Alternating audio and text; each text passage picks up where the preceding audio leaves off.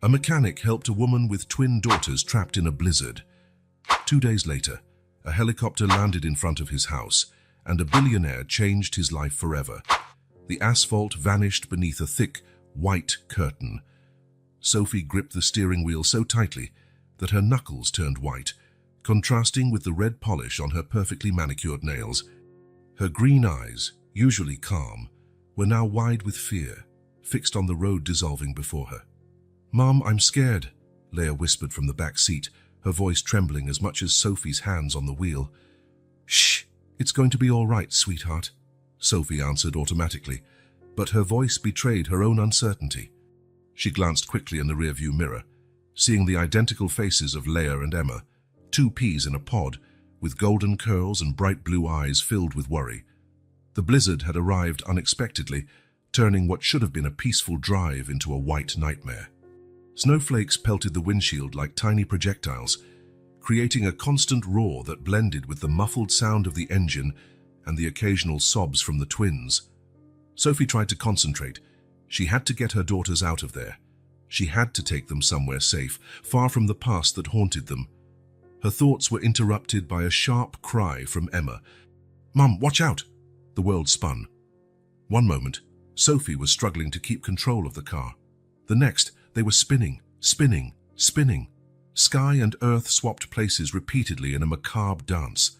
The sound of twisting metal and shattering glass filled the air, mingling with the terrified screams of the girls and Sophie's strangled cry. Then, silence. A heavy silence, broken only by the distant howl of the wind and the muffled sobs coming from the back seat. Sophie blinked, trying to focus her vision. She was upside down, suspended by her seatbelt. Shards of glass gleamed like cruel diamonds in the snow that was beginning to pile up inside the car through the shattered windows. "Leia? Emma?" she called, her voice hoarse and shaky. "Mum," came Emma's faint reply. "My head hurts."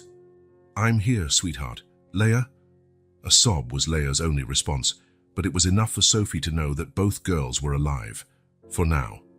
With trembling fingers, Sophie fought against the seatbelt. Each movement sent waves of pain through her body, but she ignored them. Her daughters needed her. Finally free, she dropped clumsily onto the roof of the car, which now served as the floor. Ignoring the searing pain in her shoulder, Sophie contorted herself to reach the back seat. The twins were hanging upside down in their car seats, pale faces streaked with tears and small drops of blood. Sophie's heart stopped for a moment, but she soon realized the cuts were only superficial. "Let's get you both out of there, my little ones," Sophie murmured, more to herself than to the girls. Her hands shook as she fumbled with the buckles on the car seats. Outside, the storm raged. Snow was piling up fast, threatening to bury the overturned vehicle. Sophie knew they had to get out, and quickly. But where to? The road was deserted, swallowed by the blizzard. There was no sign of any other cars or any place to take shelter. With effort, Sophie managed to free Emma from her seat. The little girl immediately clung to her, trembling violently. "Shh, it's all right now," Sophie whispered, stroking her daughter's hair. "We'll get your sister out next, okay?" Emma nodded silently, her big blue eyes brimming with unshed tears. Leia was unconscious when Sophie finally freed her. A thin trickle of blood ran from a cut on her forehead, frighteningly stark against her pale skin. "Leia, sweetheart, wake up," Sophie pleaded, gently shaking her daughter. "Please, open your eyes for Mommy." Slowly, painfully, Leia's eyes fluttered open. "Mum," she murmured, confused. Relief flooded Sophie. "Yes, honey, I'm here. You're both safe now." But were they really safe? Sophie glanced around, the reality of their situation crashing down on her like a crushing weight. They were trapped in an overturned car, in the middle of a blizzard, with no help in sight. Panic threatened to overwhelm her, but she forced it to the back of her mind. She couldn't afford to panic. Not now. Not with her daughters depending on her. "We have to get out of here," Sophie said, more to herself than to the girls. But how? The doors were pressed against the accumulating snow, impossible to open. The broken windows were their only way out, but exposing the children to that freezing storm. A distant noise drew her attention. It was faint at first, almost lost in the howling wind. But it was growing louder. An engine. Sophie's heart raced. Help? Or more danger? Thomas muttered a curse under his breath as his old pickup truck struggled through the blizzard. He should have stayed in town when the storm hit, but the thought of spending another lonely night in a cheap motel room was unbearable. Besides, he knew these roads like the back of his hand, or at least he thought he did. Now, with visibility reduced to almost nothing and the road completely covered in snow, Thomas was starting to question his decision. His large, calloused hands gripped the steering wheel as he leaned forward, as if that could help him see better through the white curtain outside. That was when he saw it, a reflection, maybe. Something that didn't belong in the monotonous white landscape. Thomas slowed down, squinting. There, it wasn't an illusion. There was something on the side of the road, half buried in the snow. As he got closer, his stomach dropped. It was a car, overturned. Thomas parked his truck as close as he could to the crash site. The icy wind hit him like a punch the moment he opened the door, making him curse again. But there was no time to lose. Someone could be hurt, or worse. Fighting against the wind and the snow that seemed determined to push him back, Thomas trudged toward the overturned car. Each step was a battle. The snow was already up to his knees, and it kept falling relentlessly. "Is anyone there?" he shouted, his voice almost lost in the howl of the storm. "Can you hear me?" As he got closer, he could see the damage. The car was completely upside down, its windows smashed. Snow was already piling inside, if anyone was in there. Thomas dropped to his knees in the snow, ignoring the biting cold that seeped through his clothes. He brushed snow away from one of the shattered windows and peered inside. His heart nearly stopped. Inside, illuminated by the weak light that managed to penetrate the blizzard, he saw the pale, frightened faces of a woman and two small children. Alive. Thank God they were alive. "Hang in there," Thomas shouted. "I'm gonna get you out." The woman looked at him, her green eyes wide with fear and hope. She was clutching the two children, twins, he realized, protectively against her. Thomas started digging frantically, trying to create an opening large enough to pull them out. His hands soon went numb from the cold, but he didn't stop. He couldn't stop. "What's your name?" he asked, trying to keep the woman conscious and focused. "Sir Sophie," she managed, her teeth chattering from the cold. "And these are Leah and Emma." "Okay, Sophie, I'm Thomas. I'm going to get you out of there, all right? Just a little more." Finally, the opening was big enough. Thomas extended his arms. "The girls first," Sophie said, her voice weak but determined. Thomas nodded. Carefully, he took one of the twins, Leah or Emma, he couldn't tell, and pulled her out. The child trembled violently in his arms. "My truck's right over there," he said, pointing to the headlights barely visible through the snow. "I'll take her and come back for the other one, okay?" Sophie nodded, holding the other twin tighter. The journey to the truck felt like it lasted forever. The biting wind threatened to knock him over with every step, and the child in his arms felt like she weighed a ton. But Thomas kept going. At last, he reached the vehicle and placed the girl in the passenger seat. "Stay here," he said, cranking the heater to full blast. "I'll be right back with your sister and your mom." The walk back to the overturned car was even harder. The snow was now almost up to his waist, and the wind seemed to have doubled in intensity. But Thomas refused to give up. Not with lives on the line. He reached the car again, panting and exhausted. Sophie was waiting, clutching the other twin. Her eyes locked on him like he was her only hope in the world, and perhaps he was. "Let's do this," Thomas said, extending his arms. "Your turn." Carefully, he pulled the second child out of the car. The trek back to the truck was just as grueling as the first time, but he made it. Both girls were now safe inside the warm vehicle, curled up against each other. Thomas headed back for the third time. Sophie was waiting, her face a mixture of fear and determination. "Ready?" he asked, offering her his hand. Sophie nodded, grabbing his hand like it was her lifeline. With a firm tug, Thomas pulled her out of the car. The wind hit them full force the moment Sophie emerged from the relative shelter of the overturned vehicle. She staggered, almost falling, but Thomas held her tight. "I've got you," he said, and before Sophie could protest, he swept her into his arms. The trek back to the truck was the hardest of all. Thomas battled the wind, the snow, and Sophie's weight. Each step was a struggle. His muscles screamed with exhaustion, and the cold cut to his bones, but he refused to quit, not when he was so close. Finally, after what felt like an eternity, they reached the truck.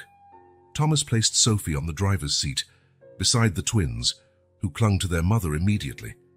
Thomas went around and climbed in on the driver's side, slamming the door to keep out the cold.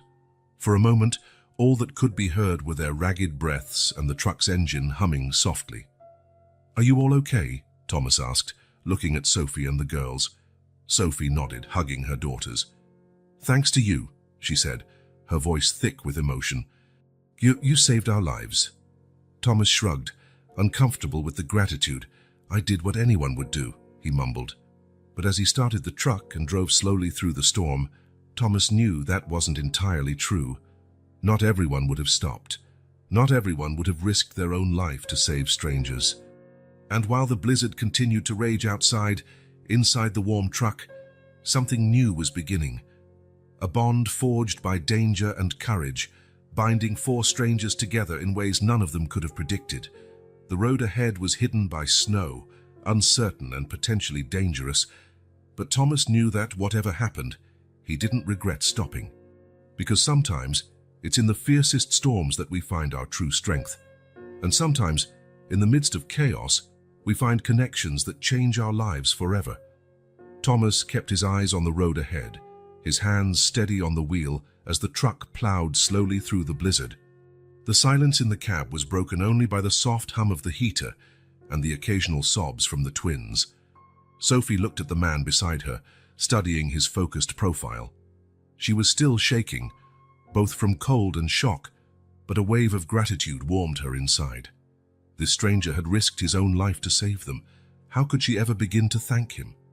"Where are we going?" she asked quietly, not wanting to alarm the girls who had finally calmed down.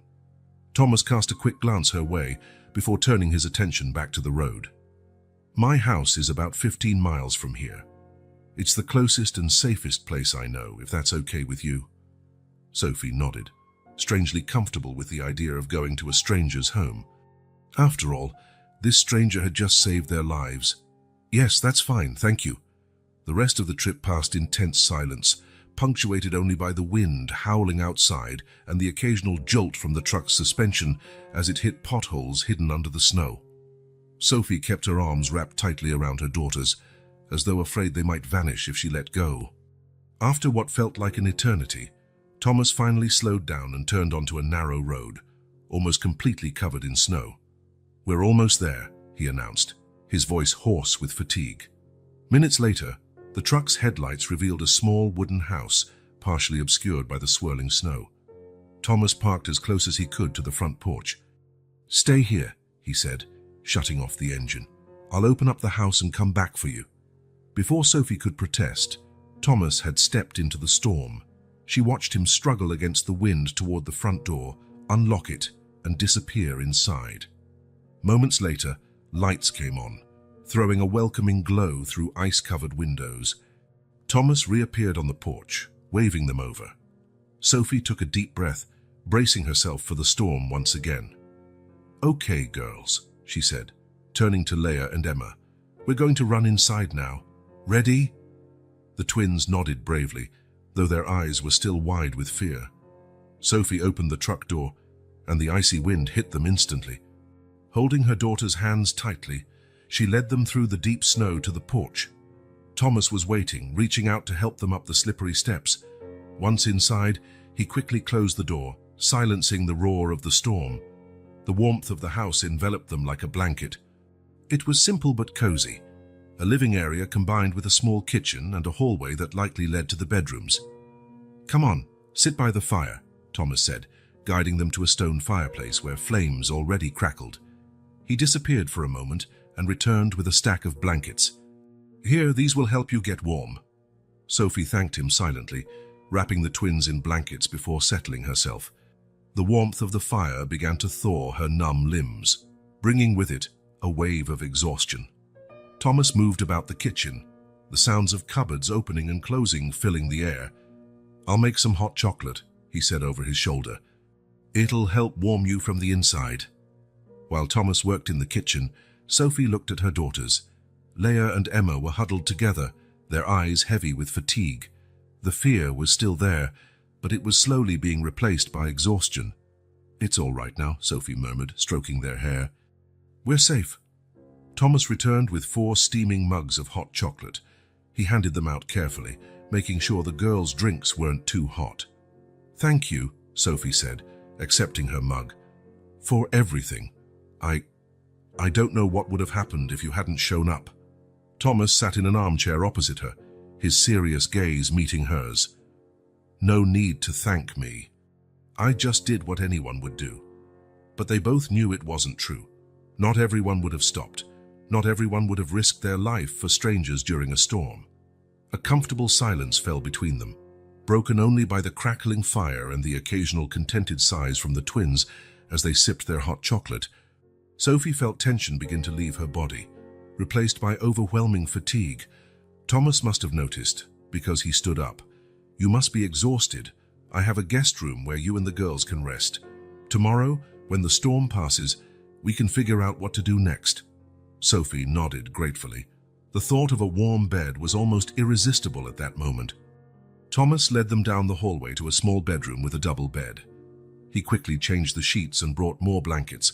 "If you need anything during the night, my room is next door. Don't hesitate to call me," he said. "Thank you, Thomas," Sophie said softly. "I don't know how we could ever repay you." Thomas shook his head. "There's no need. Just get some rest now. Tomorrow's a new day." With one last kind smile, he closed the door, leaving Sophie alone with her daughters. The twins were already half asleep. Sophie helped them remove their damp clothes and tucked them into the bed before joining them. Lying there, Leah and Emma safe in her arms, Sophie finally allowed the tears she'd been holding back to fall. Tears of fear over what had almost happened, tears of relief that they had been saved, and surprisingly, tears of hope. Because for the first time in a long time, Sophie felt that maybe, just maybe, things could turn out all right. Outside, the storm still raged. But inside that small house, warmed by the fire and the kindness of a stranger, Sophie and her daughters found a moment of peace. And with that comforting thought, they drifted into a deep, dreamless sleep, leaving the horrors of the night behind and unknowingly taking the first step on a journey that would change their lives forever. Morning came quietly and white. Sophie woke up disoriented, the comforting weight of Leah and Emma still in her arms. For a moment, she stayed still, letting memories of the previous night return gradually. The accident, the blizzard, the rescue. The smell of freshly brewed coffee wafted through the air, bringing her fully back to reality. Carefully, so as not to wake the girls, Sophie got out of bed and headed to the kitchen. Thomas was there, his back to her, stirring something on the stove. He turned when he heard her footsteps, a tired but kind smile on his face.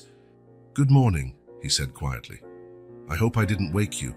I figured we could all use a hot breakfast." Sophie shook her head. "No, you didn't wake me, and a hot breakfast sounds wonderful, thank you." She sat at the small kitchen table, watching Thomas work. There was something comforting about his quiet presence, in the way his movements were sure and steady as he prepared eggs and toast.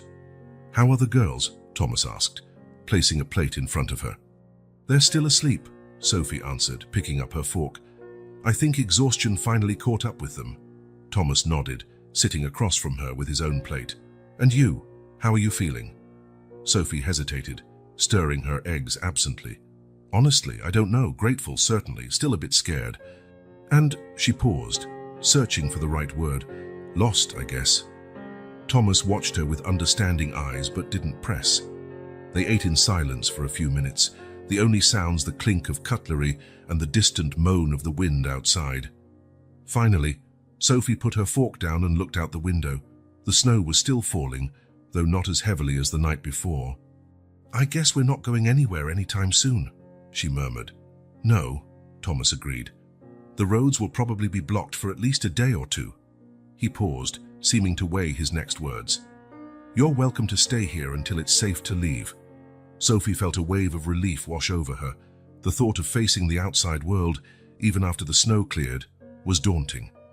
"Are you sure we don't want to be a burden?" Thomas shook his head firmly. "Not at all. Stay as long as you need." Unexpected tears sprang to Sophie's eyes. The kindness of this stranger was almost too much to bear.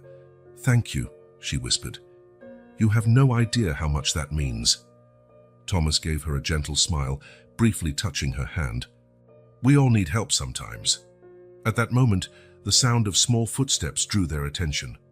Leia and Emma appeared at the kitchen entrance, still sleepy and holding hands. "Mom," Leia called, her voice small and uncertain.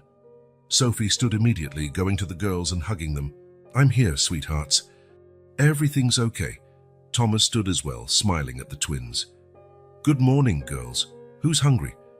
The girls' eyes widened at the sight of food on the table, and their stomachs growled almost in unison. Sophie couldn't help but laugh, the sound surprising even herself. While Thomas prepared more eggs and toast for the twins, Sophie helped them sit at the table. Breakfast passed in a comfortable silence, interrupted only by the girls' occasional questions about the snow outside and whether they could play in it later. After the meal, Thomas suggested the twins watch some cartoons on the small TV in the living room, giving him and Sophie a chance to talk further. Sitting on the couch, with the girls' laughter as a backdrop, Sophie finally felt she could lower her guard. "We were running away," she said abruptly, her voice low so the girls wouldn't hear. "When you found us last night, we were on the run." Thomas didn't look surprised. He just nodded, waiting for her to continue. Sophie took a deep breath. "The girl's father, he's not a good man. I thought I could change him, you know. I thought having children would make him better, but it only made things worse." She swallowed hard, fighting back tears. "He never hurt the girls physically, but I knew it was only a matter of time. So I took them and left." Thomas listened in silence, his face a mask of understanding and compassion. When Sophie finished, he spoke gently. "You did the right thing, Sophie. Protecting your daughters is what matters most." Sophie nodded, silent tears rolling down her cheeks. "I know, but I'm so scared. What if he finds us? What if I can't take care of them on my own?" Thomas hesitated for a moment before placing a comforting hand on her shoulder. "You're not alone, Sophie. From what I've seen, you're an incredible and brave mom. And while you're here, you're safe." Sophie looked at him, seeing only sincerity in his eyes. Slowly, she felt something inside her loosen, a knot of fear and tension she'd carried for so long, she'd almost forgotten what it was like to live without it. "Thank you, Thomas," she said softly, "for everything." He smiled, squeezing her shoulder lightly before withdrawing his hand. "It's the least I can do." At that moment, Leia and Emma came running in, excited about something they'd seen on TV. As Sophie listened to them chatter, she felt a strange sense of peace settle over her. Here, in this small house in the middle of a snowstorm, with this kind man and her daughters, she felt safe. For the first time in a long while, Sophie allowed herself to truly relax. The snow continued to fall outside, but inside Thomas's house, a new kind of warmth was beginning to bloom. It was the warmth of friendship, of trust, and perhaps of a new beginning. And as Sophie watched Thomas play with the girls, she felt a flicker of hope spring to life in her heart. Maybe, just maybe, they had found more than just a temporary refuge from the storm. Maybe they had found a home. The snow finally stopped on the third day after the rescue. Outside, the world was quiet, blanketed in an immaculate sheet of white. Inside Thomas's house, Sophie and the twins had settled into a comfortable routine. The girls played, drew pictures and watched cartoons, while Sophie helped Thomas with household chores, grateful to have something to occupy her hands and her mind. That morning, Thomas turned on the radio during breakfast, as usual. At first, it was the standard news, road conditions, weather forecasts, warnings to stay home if possible. But then something caught everyone's attention. "A heroic rescue during the worst blizzard in decades," said the announcer. Thomas Brennan, a local mechanic, risked his own life to save a mother and her two small daughters from an overturned car. Sophie and Thomas exchanged surprised looks. The twins, sensing the change in the atmosphere, paused their eating and looked curiously at the adults. "How did they find out?" Sophie whispered. Thomas shook his head, looking as puzzled as she was. "I have no idea." But the story didn't stop there. Throughout the day, Thomas's phone wouldn't stop ringing. Reporters from local newspapers, radio stations, and even national TV networks wanted to talk to the Blizzard hero. Thomas, uncomfortable with all the attention, politely declined most requests for interviews. "I didn't do anything special," he insisted to Sophie later that day. "Anyone would have done the same." Sophie gave him a gentle smile. "No, Thomas. Not everyone would have done what you did. You are a hero, whether you like it or not." As days went by, the story continued to gain traction.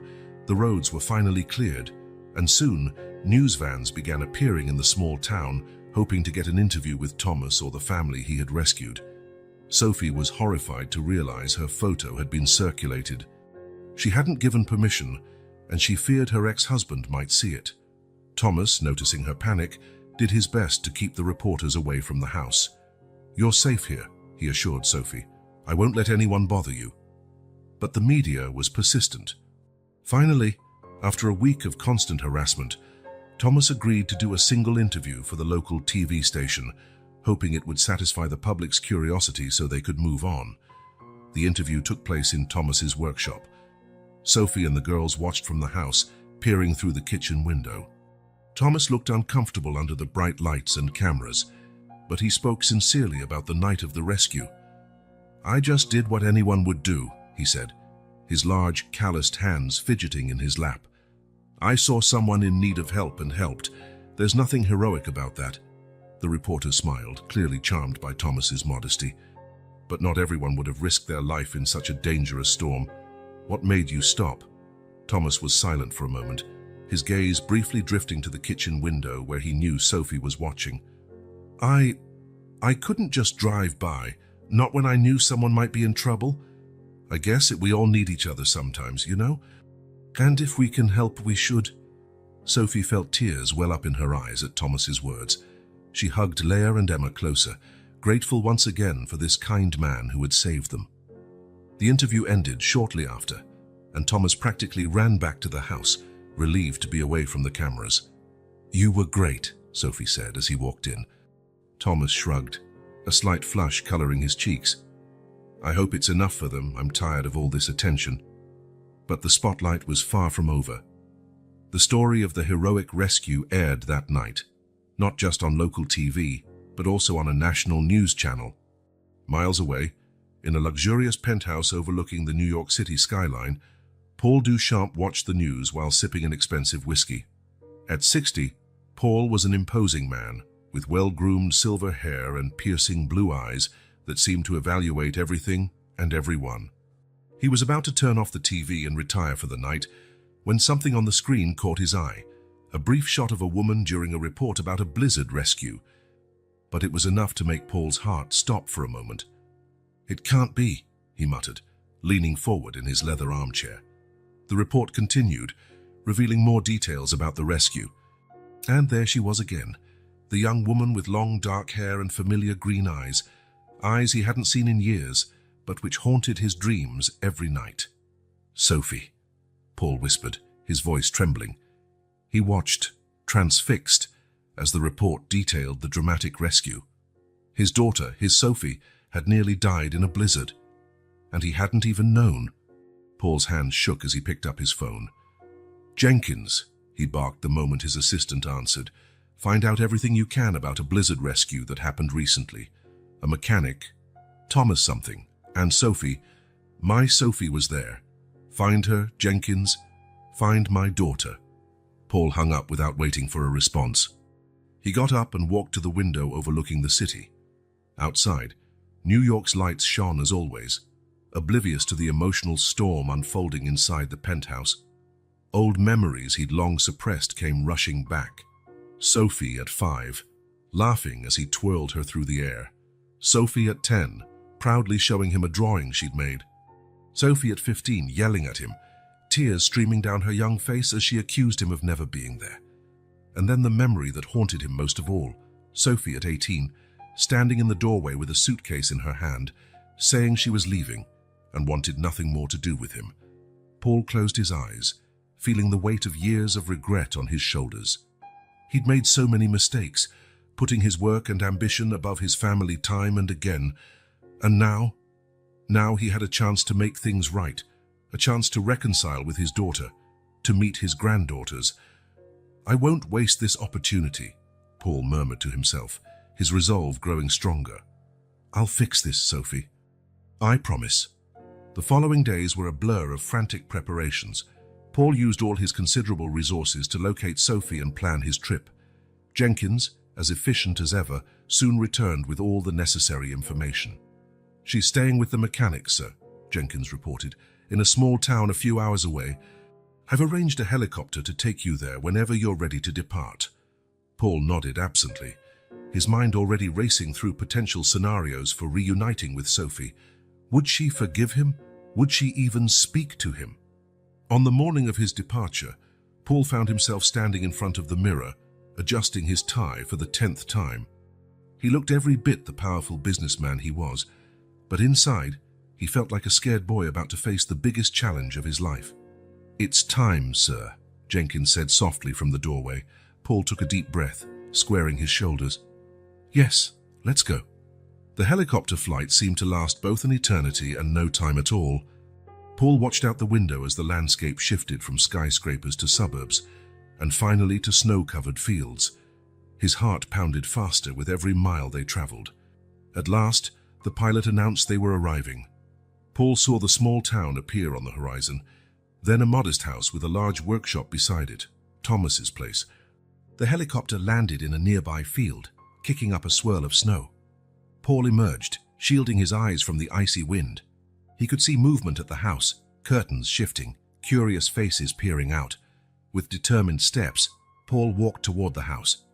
Each step brought him closer not just to Sophie, but to a version of himself he'd lost long ago. A father, a man who put his family first. Before he could reach the door, it opened. Thomas came out first, his broad frame partially blocking the entrance. And then behind him, Paul caught a glimpse of dark hair and familiar green eyes. "Sophie," he whispered, his voice almost lost in the wind. For a moment, time seemed to freeze. Paul saw Sophie's eyes widen in recognition, then narrow in a mixture of shock and anger. "Dad?" Sophie's voice was incredulous, almost accusatory. "What are you doing here?" Paul took a step forward, his heart aching at the cold tone in her voice. "Sophie, I saw you on TV. The accident. I had to come. I had to see if you were all right." Sophie crossed her arms over her chest, her posture defensive. "I'm fine. Thanks to Thomas, not you." Thomas shifted uncomfortably, caught in the middle of a clearly tense family reunion. "Maybe we should go inside," he suggested quietly. "It's cold out here." Sophie hesitated a moment before nodding rigidly. She turned and walked into the house without looking back, leaving Paul and Thomas outside. "Mr. Duchamp," Thomas said, extending his hand. "I'm Thomas Brennan." Paul shook the younger man's hand, noticing the strength in his grip. "Thank you," he said simply, "for saving my daughter and my granddaughters." Thomas just nodded, then gestured for Paul to enter. The house was small but cozy. Sophie stood near the fireplace, arms still crossed defensively. Two little girls, twins, Paul realized with a pang, sat on the couch, eyeing him curiously. "Sophie," Paul began, his voice rough with emotion. "I know I don't deserve your forgiveness, but—" "You're right," Sophie interrupted, her voice sharp. "You don't— What do you want, Dad?" "Money? I have enough, thanks." Paul felt the words like a slap. "No, Sophie, it's not that. I want to make amends. I want to meet my granddaughters. I want to be part of your life again." Sophie laughed bitterly. "Part of my life? You were never part of my life, Dad. You were always too busy building your empire to care about your family." Her words were painful, but Paul knew they were true. He closed his eyes for a moment, gathering the courage for what he knew he had to say. "You're right," he said finally, his voice low but firm. "I failed as a father. I put my work and ambition above you and your mother. And there isn't a day I don't regret that. Sophie looked surprised by the admission, but her face remained hard. A bit late for regrets, don't you think? Paul took a hesitant step closer. It's never too late to try to fix things, Sophie. I want you to know why I was the way I was. It's not an excuse, but maybe it'll help you understand. He paused, glancing at the twins on the couch. They watched him with wide eyes, clearly sensing the tension in the room. Paul felt a wave of tenderness for these granddaughters he barely knew. When I was their age, he began, nodding toward the twins, my father left us. Abandoned my mother with 3 small children and no money. We went hungry, Sophie. There were days we had nothing to eat. Sophie blinked, surprised. She'd never heard this story before. Paul continued, his voice shaking with long repressed emotions. I swore I'd never let my family go through that my children would never know the poverty I knew. So I worked. I worked hard, day and night. I built my company from nothing, determined to give you everything I never had. He took another step toward Sophie, who did not pull away this time. But in the process, I lost myself. I forgot what really mattered. I thought giving you material things would be enough, that it would make up for my absence. I was wrong, Sophie. So terribly wrong. Tears glistened in Paul's eyes now, and he made no effort to hide them. I missed the most important moments of your life. I missed the chance to watch you grow, to be the father you deserved. And when you left, well, it destroyed me. I realized too late what I had thrown away. Sophie was trembling now, silent tears slipping down her cheeks. Why didn't you ever tell me this before? She whispered. Paul shook his head sadly. Pride, I suppose. Shame. I wanted to be strong for you, to be the father I thought you needed. But now I see what you really needed, was a father who was there, who was vulnerable, who shared not just his successes but also his struggles. He took one more step towards Sophie, now only an arm's length away. I can't change the past, Sophie. I can't get back the years we lost. But I'm here now, begging for a chance to be part of your life, to meet my granddaughters, to be the father and grandfather you all deserve. Sophie was silent for a long moment, her eyes fixed on the floor. When she finally looked up, her eyes were full of a mixture of hurt, anger, and a tiny spark that could be hope. It's not that simple, Dad, she said, her voice trembling. You can't just show up after all these years and expect everything to be fine. Paul nodded, swallowing hard. I know, Sophie. I know it won't be easy, but I'm willing to do whatever it takes. I want to try, if you'll let me. It was then that Thomas, who had quietly stayed in the background, stepped forward. Sophie, he said gently, maybe you should hear your dad out. Sometimes understanding the past can help heal the present. Sophie looked at Thomas, surprised by his interjection. She hesitated for a moment before nodding slowly. All right, she said, turning back to Paul. Keep talking. Paul took a deep breath, grateful for the chance. When you were little, Sophie, I was so focused on building a secure future for our family that I lost sight of the present. Every extra hour in the office, every business trip, I justified by telling myself it was all for you. But in the process, I missed the moments that really mattered. He paused, remembering all the missed school recitals, the birthdays celebrated late, the broken promises. I thought financial success was the key to happiness, that if I could give you everything I never had, it would be enough. But I was so wrong, so terribly wrong. Sophie listened silently, her eyes never leaving her father's face. Paul continued, voice laden with regret. When you left, Sophie, it was like the ground disappeared beneath my feet. I realized, too late, that I had built an empire at the cost of what truly mattered, my family. I've spent the last years trying to figure out where I went wrong, wishing I could go back and do it all differently. Tears flowed freely down Paul's face now. I know I can't undo the past, Sophie. I know I caused you so much pain and disappointment, but I'm here now asking for a chance to do things differently. To be the father you always deserved, the grandfather your daughters deserve. Sophie was crying too, her defenses finally starting to crumble. I needed you so much, Dad, she whispered. At recitals, graduations, when the girls were born, I needed you. Paul took a hesitant step toward her, extending his hand. I know, sweetheart, and I deeply regret not being there. But I'm here now, if you'll have me, not to erase the past, but to build a better future." Sophie looked at her father's outstretched hand, then glanced at Thomas, who nodded encouragingly.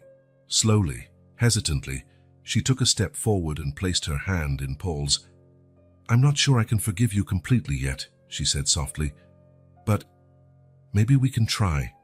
For Leia and Emma, if not for ourselves." Paul felt his heart fill with hope. "That's all I ask, Sophie. A chance to try." The twins, sensing the tension had eased, hopped off the couch and ran over to Sophie and Paul. "Mommy, who is he?" Leia asked, looking curiously at Paul. Sophie took a deep breath, looking at her father.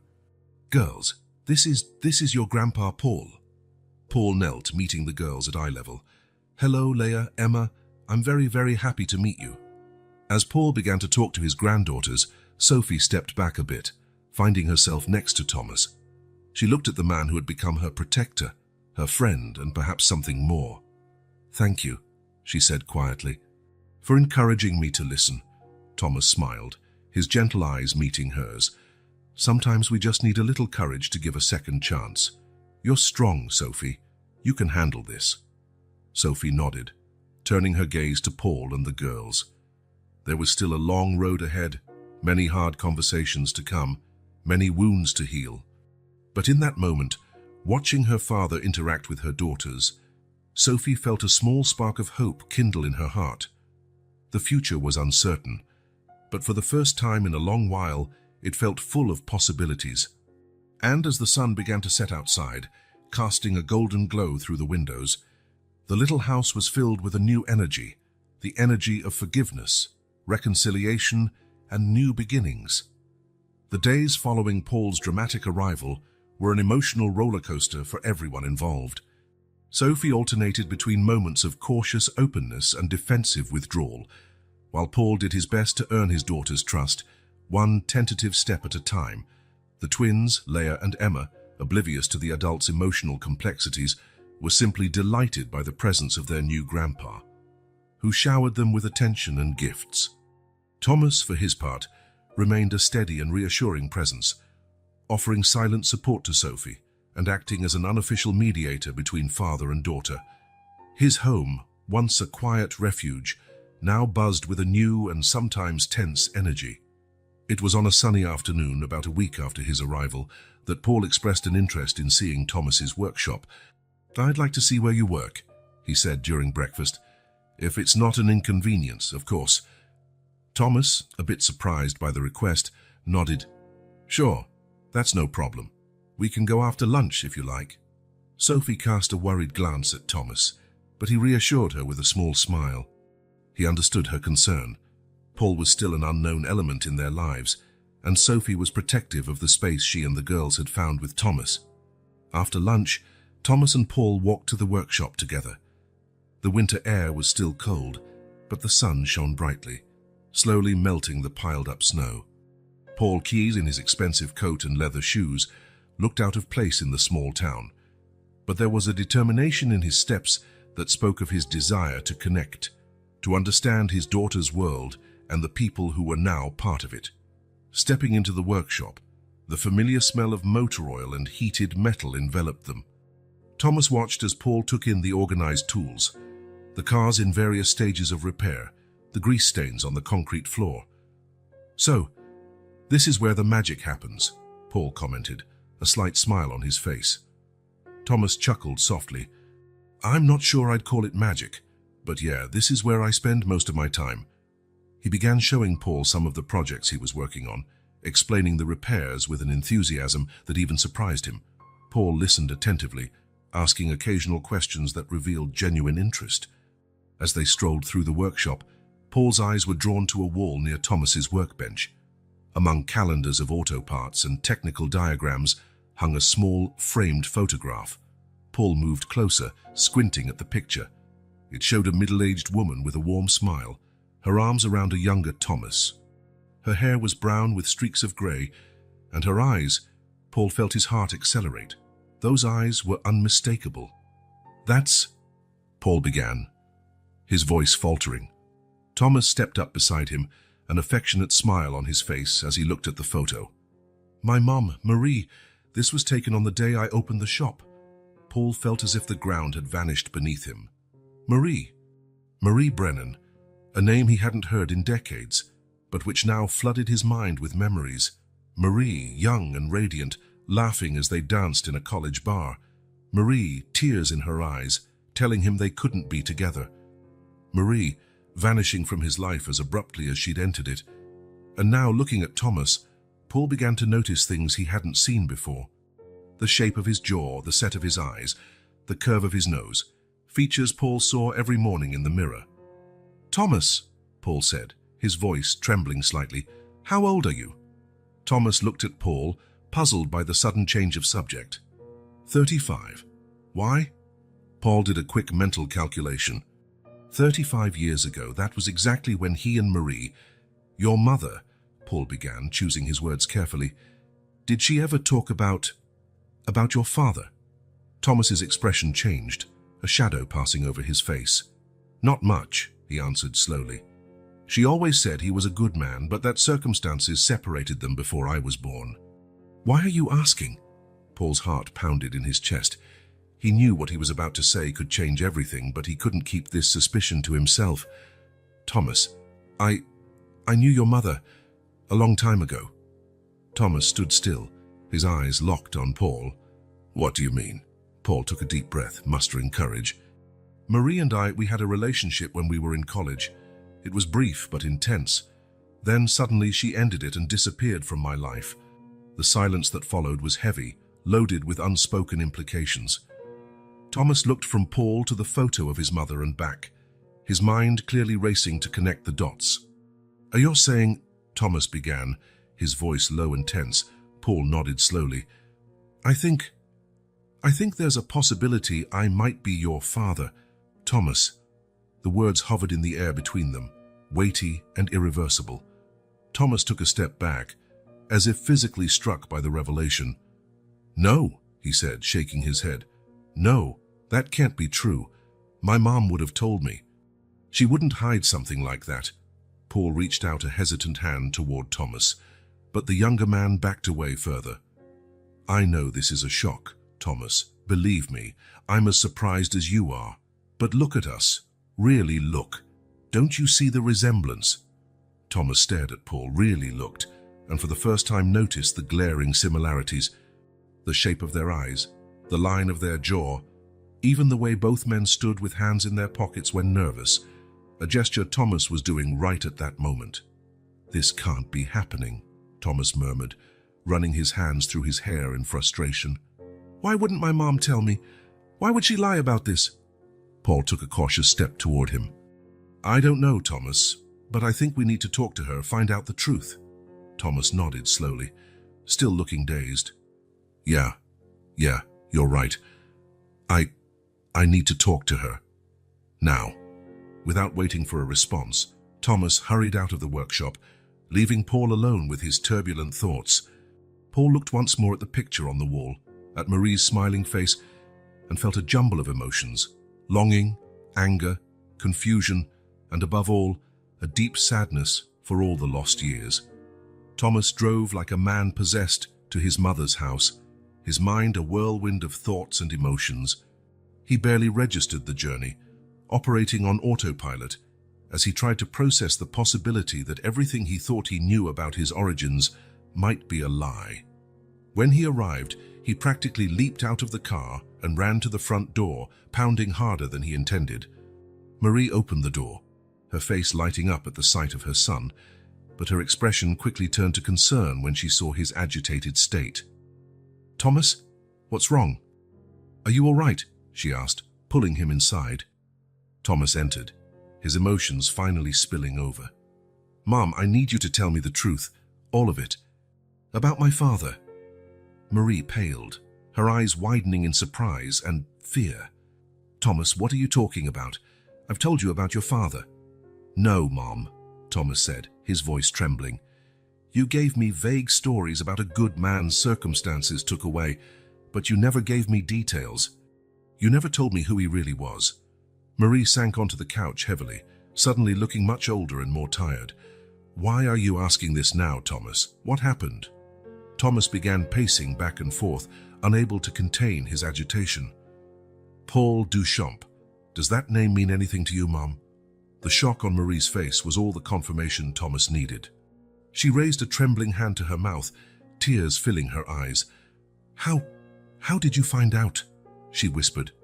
Thomas stopped, staring at his mother with a mix of hurt and anger. So it's true. Paul Duchamp is my father.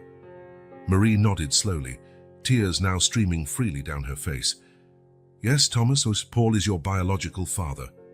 Thomas's world spun. He braced himself against the wall, feeling like his legs might give out any moment. Why? He asked, his voice breaking. Why didn't you ever tell me? Why did you lie to me all these years? Marie reached out a pleading hand to her son. Thomas, please, let me explain. I never wanted to lie to you. I just wanted to protect you. Thomas pulled away from his mother's touch, the hurt in his eyes razor sharp. Protect me. From what? From knowing who I really am. Marie took a deep breath, trying to steady her emotions. Sit down, please. Let me tell you everything from the beginning. Reluctantly, Thomas sank into the armchair opposite his mother, his eyes never leaving her face. Marie began her story, her voice shaky at first, but gaining strength as she went on. I met Paul in college. He was brilliant, charismatic, full of dreams and ambitions. We fell in love quickly, intensely. Those were some of the happiest months of my life. She paused, a sad smile tugging at her lips with the memory. But Paul, he had big plans. He wanted to build an empire, change the world. And I was just a small-town girl, with much simpler dreams. Thomas listened in silence, his face a mask of contained emotions. Marie continued. When I found out I was pregnant, I was terrified. Paul was about to graduate and had a position waiting for him at a major company in New York. I knew a baby would change everything, destroy all his plans. So you decided for him, Thomas said bitterly. You pushed him away. Marie nodded, fresh tears shining in her eyes. I thought I was doing the right thing, for him, for you, for all of us. I told Paul we couldn't be together, that our paths were too different. He was devastated, but respected my decision. I left college, came home, and had you. Thomas stood abruptly, unable to remain still. And all these years you never thought to tell me, or to tell him. Marie winced at the pain in her son's voice. I thought about it many times, Thomas. But then I'd see news about Paul, his success, his growing company, and you were happy. You were fine. I was scared. Scared to ruin everything, to bring complications into our lives.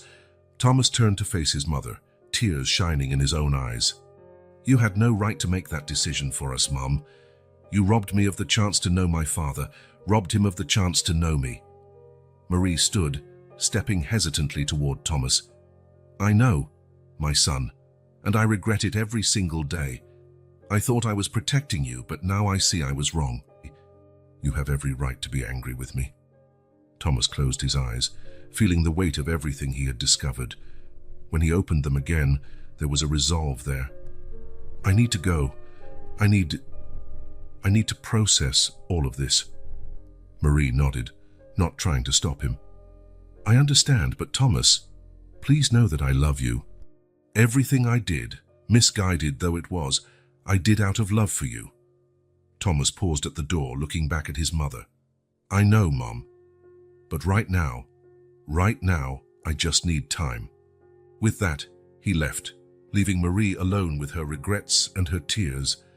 Thomas drove aimlessly for hours, his mind a chaotic mix of emotions and conflicting thoughts. When he finally returned home, it was night. He found Paul and Sophie and the twins in the living room. The hush that fell over them when he entered was heavy with expectation. Sophie rose immediately, worry clear on her face. Thomas, are you okay? Thomas looked at Paul, who seemed to have aged years in the few hours since they'd last seen each other. It's true, he said simply. You're my father. The silence that followed was deafening. Sophie looked from Thomas to Paul, confusion and shock evident on her face. What? What are you talking about? Paul stood slowly, his face a mask of controlled emotion. Sophie, we found out something today. Out. Something that changes everything. Sophie looked between the two men, her mind struggling to process the information. Are you saying Thomas is my brother? Thomas nodded slowly, still looking dazed. Half-brother, to be precise. Same father, different mothers. The twins, sensing the tension in the room, moved closer to Sophie, clutching at her legs. Sophie automatically wrapped an arm around them, her eyes never leaving Thomas and Paul. How is that possible? She asked, her voice barely above a whisper. Paul stepped forward, his voice trembling as he began to explain. Before I met your mother, Sophie, I had a relationship with Thomas's mother in college, Marie. I didn't know, she never told me she was pregnant when she ended things. Sophie staggered slightly, feeling dizzy with the revelation. Thomas quickly moved to steady her, guiding her back to the couch. The gesture, so familiar and comforting, now carried new meaning. So all this time, Sophie murmured, looking at Thomas with new eyes. We were siblings and didn't know it. Thomas nodded, a sad smile on his lips. Seems fate has a peculiar sense of humor. Paul looked at his two children, unshed tears shining in his eyes. I know this is a shock to all of us. I'm so sorry I wasn't there for either of you when you were growing up. If I'd known. But you didn't know, Thomas interjected, his voice surprisingly gentle. My mom made that choice for all of us. Sophie looked at Thomas, then at Paul, then back to Thomas. It's unbelievable. I don't even know where to start processing this. Me either, Thomas admitted. But I guess we have a lot to talk about. All of us. Paul nodded, hesitant. If you both want to, of course. I'd understand if you needed time. Sophie took a deep breath, trying to calm her nerves. I think time is something we've already lost too much of, she said softly. Maybe it's time we start building something new. Together. Thomas looked at Sophie, a small smile forming. I'd like that, he said. Sister. The word hung in the air, strange yet somehow right. Sophie felt an involuntary smile tug at her lips. Brother, she replied, testing the word. Paul watched the exchange, his heart filling with a mixture of joy and sadness. Joy at seeing his children connect, sadness for the lost years. The twins, still clinging to Sophie, looked at the adults curiously. Mommy, Leah asked, her small voice confused, is Thomas our uncle now? The innocent question shattered the tension in the room. Sophie gave a soft laugh, hugging her daughters. Yes, sweetheart, Thomas is your uncle now. Cool, Emma exclaimed, running to hug Thomas's legs. We have the best uncle in the world, Thomas laughed, scooping Emma into his arms. And I have the best nieces in the world, he said, tickling her. As the sound of a child's laughter filled the room, the three adults exchanged glances. There was still much to be said, much to work through. But in that moment, surrounded by the love and innocence of children, they felt a spark of hope. Paul took a hesitant step toward his children. I know I can't erase the past, he said softly, but if you'll let me, I'd very much like to be part of your future, all of you. Sophie and Thomas shared a look, a silent communication passing between them. Then together, they extended their hands toward Paul. Welcome to the family, Dad, Thomas said, his voice thick with emotion. Sophie nodded, tears shining in her eyes. Yes, welcome back. Paul took his children's hands, feeling the weight of years of separation finally begin to lift. As the twins danced around them, filling the room with their childish glee, the three adults formed an imperfect but promising circle.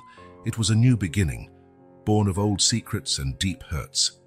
But in that small living room, surrounded by the love of a newly discovered family, they felt the first hint of healing.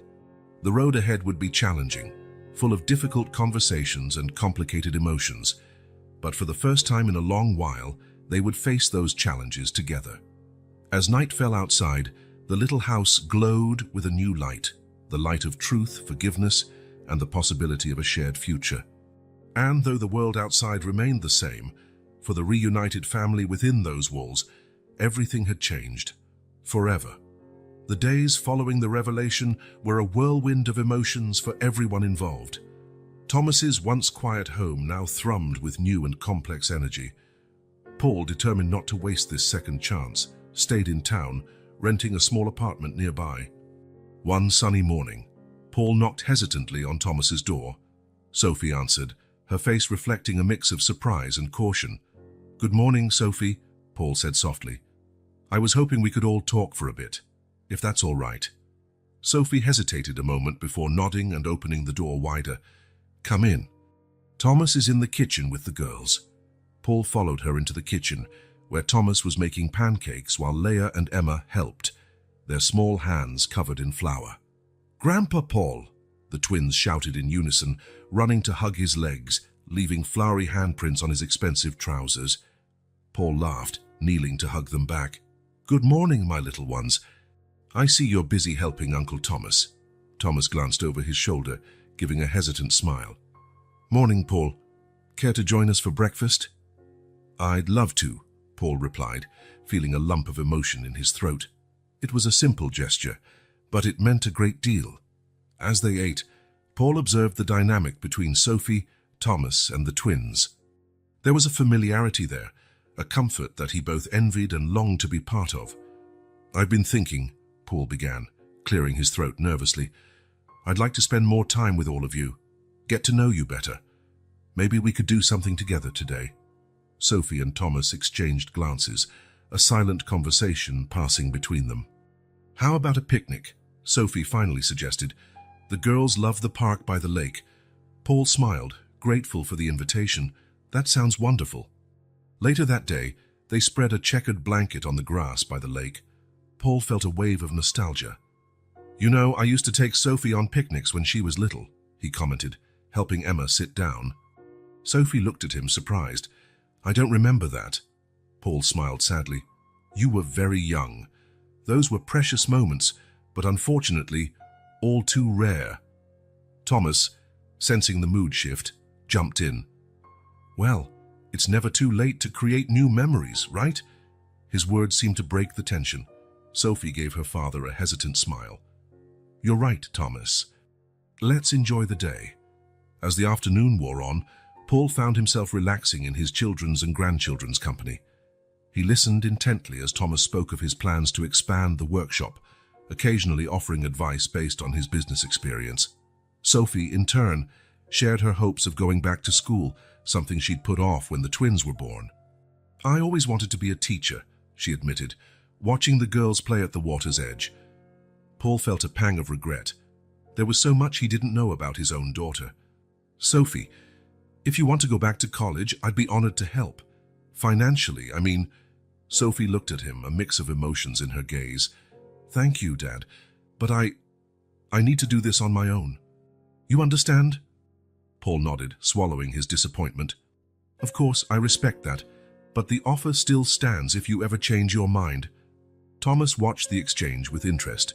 It was strange seeing Sophie and Paul navigate their complicated relationship, knowing now that he was also part of that equation. "You know," Thomas said, breaking the silence that had settled, "I'm still trying to process all of this, being Sophie's brother, having a father after all these years. It's a lot to take in." Paul turned to Thomas, gratitude in his eyes. "I know it is, son, and I appreciate you giving me a chance, giving us a chance as a family." Sophie reached out and took Thomas's hand. "We're a strange family, aren't we? But I think we can make this work." The twins chose that moment to run back, demanding attention and snacks. Their childish joy was infectious, banishing any lingering tension. As he handed Leah a pack of cookies, Paul had an idea. "Thomas, I've been thinking about your workshop. If you're planning to expand, I could help not just with advice, but also financially." Thomas paused, a cookie halfway to his mouth. "You'd do that?" Paul nodded. "Of course, it's a good business, and more importantly, a way to support you. If you're interested, that is." Thomas looked at Sophie, who shrugged with a small smile. "It's your decision, brother." The word still sounded odd, but not unpleasant. Thomas turned to Paul. "Let's talk about it. Maybe we can work out a plan together." Paul's face lit up with a smile. It was a small step, but a meaningful one. As the sun began to set, painting the sky in pinks and oranges, they packed up their picnic. The twins, tired from playing, dozed off on the ride back home. Standing at Thomas's door, there was a moment of hesitation. Paul didn't want the day to end, but he knew he couldn't rush things. "Thank you for today," he said softly. "It meant a lot to me." Sophie, carrying a sleeping Emma, smiled at her father. "It was a good day," she admitted. "Maybe we can do it again soon." Thomas, holding Leia in his arms, nodded agreement. "How about next weekend? We could have a barbecue here." Paul felt his heart swell with hope. "I'd love that." As Paul left, Sophie and Thomas exchanged glances. "That was nice," Sophie said, surprised at her own admission. Thomas grinned. "It was, wasn't it? Who'd have thought we'd have a pleasant family day like this?" Sophie chuckled softly. "Family? I'm still getting used to it. You being my brother, I mean." "Me too," Thomas admitted. "But you know what? I'm glad it's you." Sophie felt tears sting her eyes. "Me too, Thomas. Me too." In the days that followed, Paul kept his word, working with Thomas to draft a plan for expanding the workshop. He brought his business expertise, but was careful not to overshadow Thomas, recognizing this was his passion and his dream. Meanwhile, Sophie found herself opening up more to her father. They had small conversations about her past, her hopes for the future, filling in the gaps left by years of separation. One day, as Thomas and Paul were at the workshop discussing floor plans for the expansion, Sophie arrived with the twins. "Hope we're not interrupting," she said, noticing the table covered in papers. Paul smiled, his eyes lighting up when he saw his granddaughters. "Never, come on, girls want to see where Uncle Thomas works." Leia and Emma ran excitedly through the workshop, peppering Thomas with endless questions about every tool and machine. He followed them patiently, explaining what each thing did in terms they could understand. Sophie approached Paul, watching the scene with a gentle smile. "He's great with them," she commented. Paul nodded. "He is. Thomas, he has a special way about him. I'm glad you have him in your lives." Sophie glanced at her father, noticing the lines of regret on his face. "Dad," she said quietly, "I know we're all trying, and I appreciate that." Paul felt his heart tighten with emotion. "Thank you, Sophie. That means a lot to me."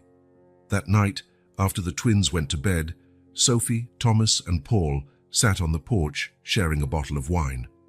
"I've been thinking," Paul began, swirling the wine in his glass, "about how I can do more here. Not just for you two, but for the community." Thomas raised an eyebrow. "What do you have in mind?" Paul smiled. "Well, I talked to the mayor. The town needs a new community center. I thought I might fund the project." Sophie nearly choked on her wine. "Dad, that's very generous." Paul shrugged. "It's the least I can do. This town welcomed both of you, gave you a home. I want to give back somehow." Thomas looked from Sophie to Paul. "That would be amazing for the town. But why?" Paul set his glass down, his face serious. "Because I want to make a difference, not just for you two, but for the people around you. I spent so much time building an empire, but now I see that what really matters is community, family." Sophie felt tears in her eyes. It was the kind of thing she'd always wanted to hear from her father when she was younger. "Thank you, Dad," she said softly. "That means a lot." Thomas placed a hand on Paul's shoulder. "It's an incredible gesture. The town will be grateful." Paul smiled, feeling lighter than he had in years. "Well, it's a start. We have a lot of time to make up for, right?" The three of them raised their glasses to that, the gentle clink echoing in the quiet night. In the days that followed, news of the new community center spread through town like wildfire. Paul found himself in the spotlight again, but for the first time in his life, it wasn't because of a lucrative deal or corporate takeover. It was for doing genuine good, benefiting real people. One day, while supervising the early construction at the community center site, Paul got an unexpected visit. Maria, Thomas's mother, showed up at the work area. "Marie," Paul said, surprised. "I wasn't expecting to see you here." Marie gave him a hesitant smile. "I heard about what you're doing for the town. It's very generous of you." Paul felt a conflict of emotions, anger that she'd kept his son from him for so many years, but also a strange gratitude that she had raised such a remarkable man. "It's the least I can do," he replied. "This town gave Sophie a home. I want to repay it in some way." Marie nodded, tears filling her eyes. "Paul, I'm sorry for everything." Paul was silent for a moment, processing. Finally, he spoke. "We have a lot to talk about, Marie, about the past, about Thomas. But maybe we can start over. For our son's sake." Marie smiled through her tears. "I would like that very much." While Paul and Marie began a long overdue conversation on the other side of town, Sophie and Thomas were having an important conversation of their own, sitting on Thomas's porch watching the twins play in the yard. The newly discovered siblings reflected on how much their lives had changed. "It's strange," Sophie said, "how everything turned upside down so quickly. A few weeks ago I was running from my past. Now I have a brother. My father is back in my life." Thomas smiled, taking Sophie's hand. "And I have a sister. I'm still getting used to it, you know." Sophie laughed softly. "Me too, but you know what? I'm glad it's you, Thomas. You were like a brother to me even before, and now it's official," Thomas finished with a grin. They sat in comfortable silence for a moment, watching Leah and Emma run around the yard, their laughter echoing in the afternoon air. "Do you think we're doing the right thing?" Sophie asked suddenly. "Giving Dad a chance?" Thomas considered for a moment before answering. "I think so. He's trying, Sophie. Really trying. And we deserve the chance to have a dad, don't you think?" Sophie nodded slowly. "You're right. I'm just afraid of getting hurt again." Thomas squeezed her hand. "Hey, you're not alone anymore. We're in this together, remember? Siblings." Sophie smiled, feeling a rush of affection for Thomas. "Siblings," she repeated, savoring the word. That night, when Paul stopped by to say goodnight, he found Sophie and Thomas in the living room, laughing at some shared story. The twins were dozing on the couch, their heads in Sophie's and Thomas's laps. The sight made Paul's heart twist. It was the picture of a family. The family he'd always wanted but had almost lost due to his own actions. "Good night," he said softly, not wanting to disturb them. Sophie and Thomas looked up, their smiles undiminished at Paul's arrival. "Hey, Dad," Thomas said. "Want to join us?" Paul felt tears prick at his eyes at how easily Thomas called him Dad. "I'd love to," he replied, voice thick with emotion. As he settled in with his children, listening to them share stories and laughter, Paul felt a sense of peace he hadn't known in years. He looked at Sophie, his daughter he had almost lost, and at Thomas, the son he had just found. The twins slept peacefully, unaware of the complex emotions swirling around them. "You know," Paul began, his voice soft so as not to wake the girls, "I spent so much time chasing success, thinking that was what would make everyone happy. But now I see the real happiness is right here, in these simple moments with family." Sophie and Thomas exchanged glances, a quiet understanding passing between them. "Dad," Sophie said, hesitantly at first, but then with growing confidence, "we appreciate everything you're doing. The community center, helping Thomas with the workshop. But what really matters is you being here." "Present," Thomas nodded in agreement. "That's true. We don't need grand gestures. We just need you, Dad, as you are." Paul felt his heart brim with emotion. "Thank you," he said, his voice thick. "I promise I'll try my best to always be present from now on, for all of you." At that moment, Leah stirred in her sleep, murmuring something unintelligible. Sophie gently soothed her, stroking her hair. "I think it's time these little ones went to bed," she said, smiling. Paul stood up. "Can I help?" Sophie looked at him, surprised, then smiled. "Sure, Dad. That would be great." Together, Paul and Sophie carried the twins to their room, with Thomas following behind. Once the girls were tucked in bed, the three adults lingered for a moment, watching them sleep. "They're amazing," Paul whispered, awe in his voice as he looked at his granddaughters. "Yeah, they are," Sophie agreed, her heart full of love. As they left the room, Paul turned to his children. "Thank you," he said simply, "for giving me this chance.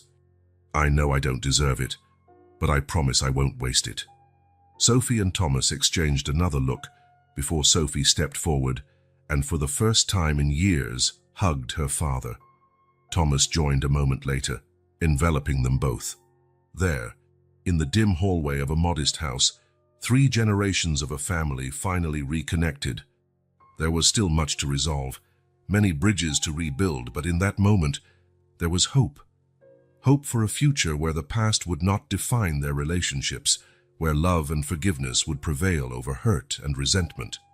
When Paul finally said his goodbyes that night, he left with a heart full of gratitude and relief. Sophie and Thomas stood on the porch, watching him go.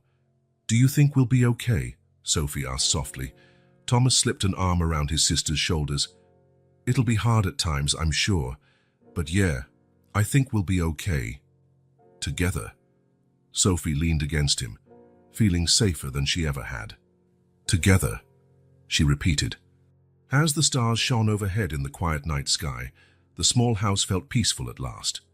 The future was still uncertain, but for the first time in a long while, it seemed full of possibilities. The family that had once been broken was slowly but surely healing, and that, more than any wealth or success, was the true treasure they had found. The months that followed were filled with challenges for the newly formed Duchamp-Brennan family. As the community center took shape in the heart of town, a symbol of Paul's commitment to change, the family navigated their own internal transformations.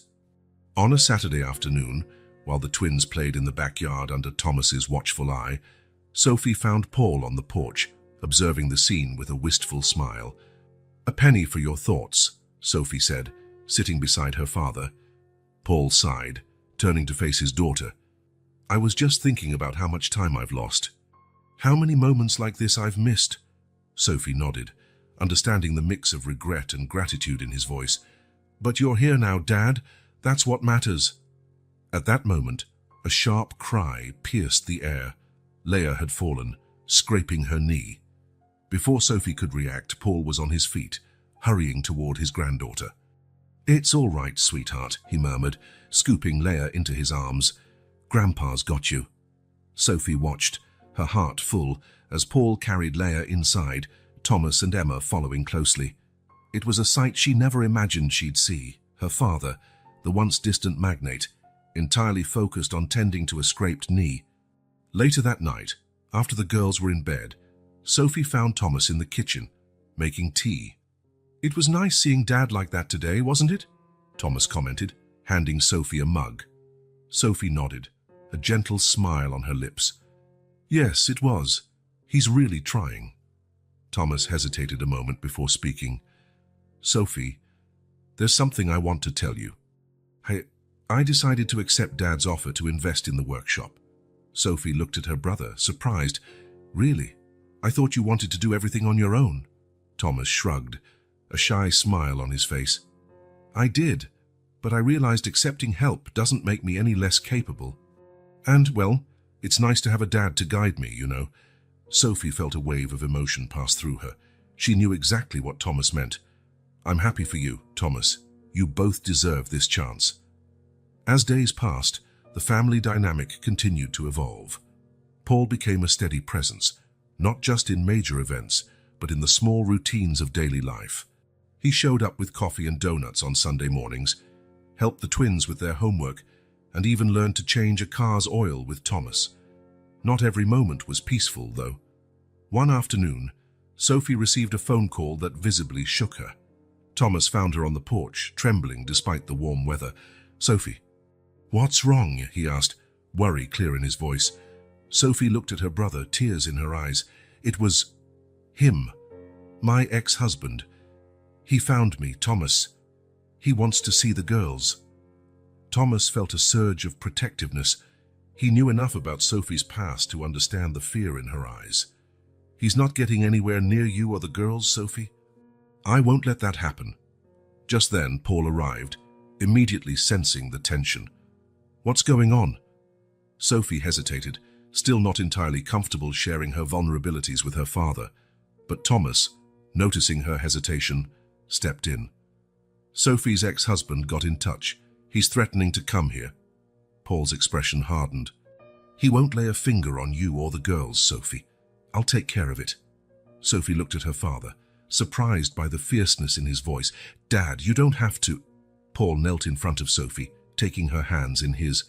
"Sophie, I know I failed you in the past, but I'm here now, and I'll do everything I can to protect you and my granddaughters.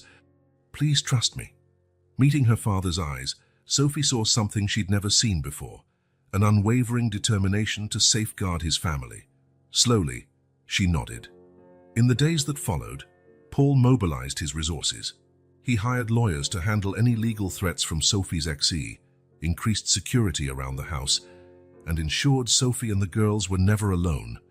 One night, as Paul went over some legal documents at the kitchen table, Thomas joined him. "Dad," he began, the words still feeling unfamiliar, "I just wanted to thank you for what you're doing for Sophie and the girls." Paul looked at his son, emotion shining in his eyes. "Thomas, you're my family. Protecting you, looking after you is the most important thing I've ever done."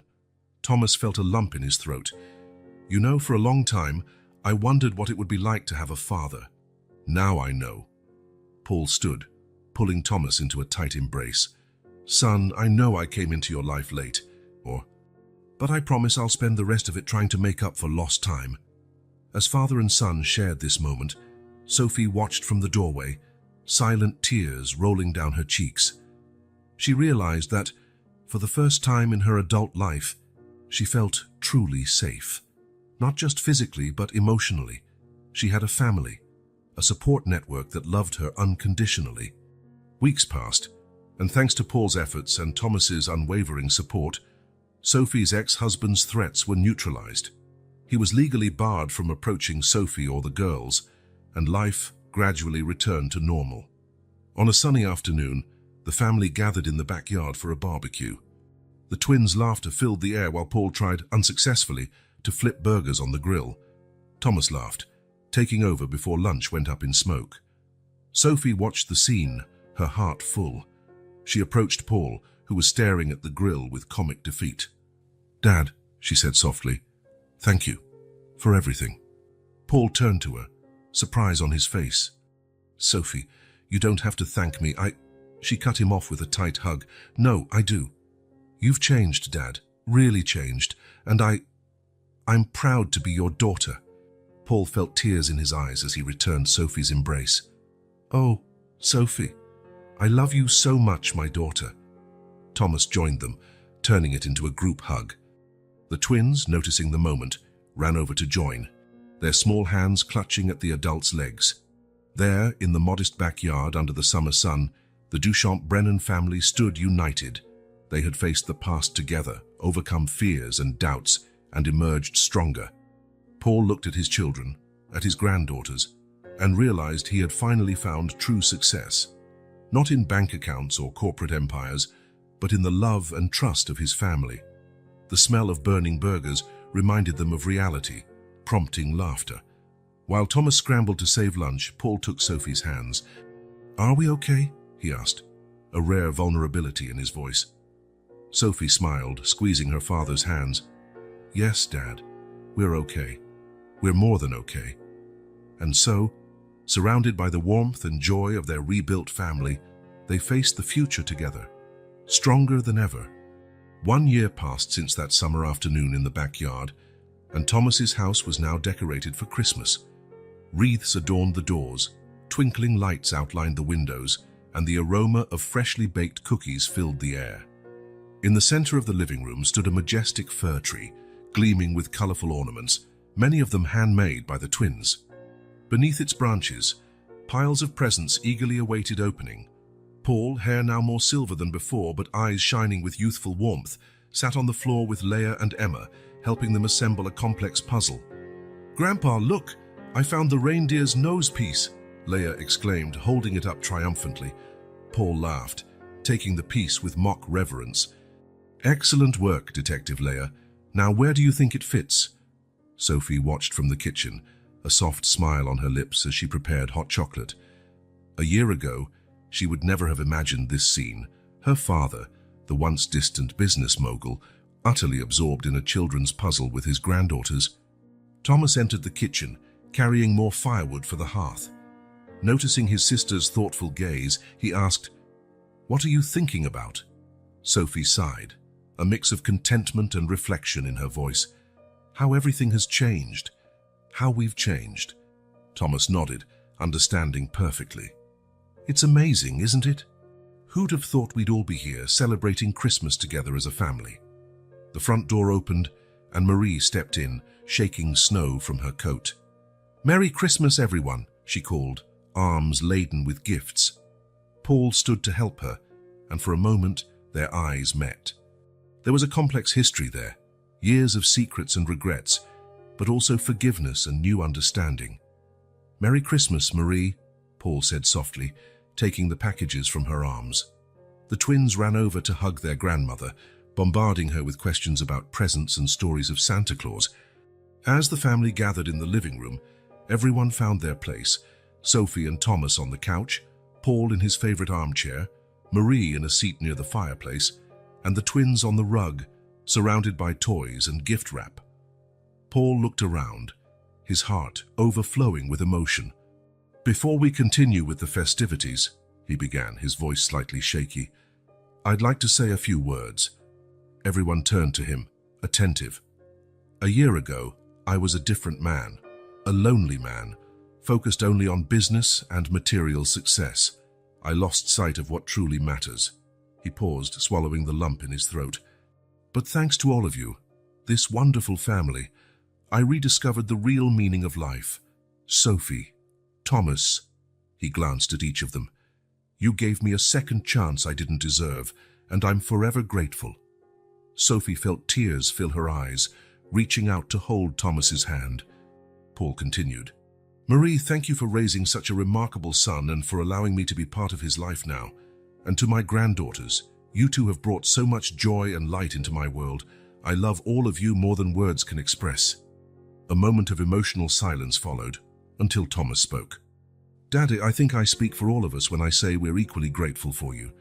This past year taught us a lot about forgiveness, growth, and the true meaning of family." Sophie nodded, wiping away tears. "Yes, it's true. We've been through a lot together, but it only made us stronger." Marie smiled, looking at her son and the family he'd found. "As a mother, I only ever wanted Thomas to be happy. And now seeing all of you together, I know he's found not just happiness, but a real home." The twins, sensing the emotion in the air but not fully understanding it, decided it was time for more presents. Their excitement broke the emotional tension, prompting laughter and delight throughout the room. As the evening wore on, the family shared stories, laughter, and future plans. Paul spoke of expanding the community center, Thomas shared updates on the workshop, and Sophie announced she had enrolled to return to college the next semester. Near midnight, with the twins asleep on the couch and the adults gathered around the fireplace with glasses of wine, Paul raised a toast. "To family," he said, lifting his glass. "To the past that brought us here, the present we're building together, and the bright future ahead of us." "To family," they all echoed, their glasses clinking softly. Outside, snow fell gently, while inside the house remained warm and inviting, filled with the love and togetherness of a family that had overcome obstacles, faced its past, and embraced a new beginning together. The final scene showed them all gathered, excitedly planning a family trip for the following summer. Laughter echoed, eyes gleamed with anticipation, and at the center of it all was love, the kind of love that heals, forgives, and builds a future full of hope and infinite possibilities. And so, on that Christmas night, the Duchamp-Brennan family wasn't merely celebrating a holiday. They were celebrating a miracle, the miracle of forgiveness, redemption, and the transformative power of familial love.